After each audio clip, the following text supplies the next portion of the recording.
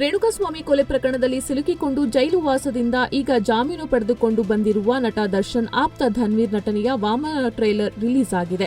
ಜೈಲು ಸೇರಿದಾಗಿನಿಂದ ಹಿಡಿದು ಹೊರ ಬರೋವರೆಗೂ ಪ್ರತಿ ಹೆಜ್ಜೆಯಲ್ಲೂ ಜೊತೆಗಿದ್ದ ಧನ್ವೀರ್ ಅವರ ವಾಮನ ಚಿತ್ರಕ್ಕೆ ದರ್ಶನ್ ಅವರು ಸಾಥ್ ನೀಡಿದ್ದು ವಾಮನ ಚಿತ್ರದ ಟ್ರೇಲರ್ ಲಾಂಚ್ ಮಾಡಿದ್ದಾರೆ.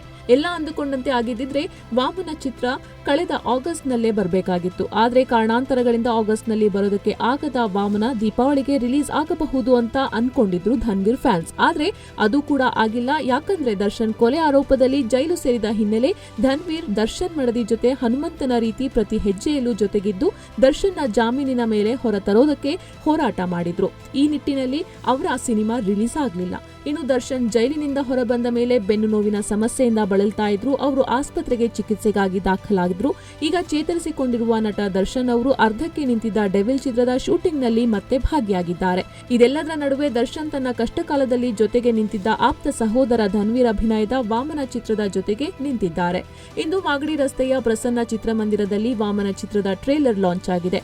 ಕಳೆದ ಒಂದು ವಾರದಿಂದ ವಾಮನ ಚಿತ್ರದ ಟ್ರೇಲರ್ ಅನ್ನು ದರ್ಶನ್ ಲಾಂಚ್ ಮಾಡ್ತಾರೆ ಅನ್ನೋ ವಿಚಾರ ಸೋಷಿಯಲ್ ಮೀಡಿಯಾದಲ್ಲಿ ಹರಿದಾಡಿತ್ತು. ಆದ್ರೆ ದರ್ಶನ್ ವಾಮನ ಚಿತ್ರದ ಟ್ರೇಲರ್ ಲಾಂಚ್ ಮಾಡೋಕೆ ಪ್ರಸನ್ನ ಚಿತ್ರಮಂದಿರಕ್ಕೆ ಬರಲೇ ಇಲ್ಲ. ಆದ್ರೂ ಧನ್ವೀರ್ ಅಭಿನಯದ ವಾಮನ ಟ್ರೇಲರ್ ಲಾಂಚ್ ಆಯಿತು. ವಿಶೇಷ ಅಂದ್ರೆ ವಾಮನ ಟ್ರೇಲರ್ ಅನ್ನು ದರ್ಶನ್ ಡಿಜಿಟಲ್ ಲಾಂಚ್ ಮಾಡಿದ್ರು.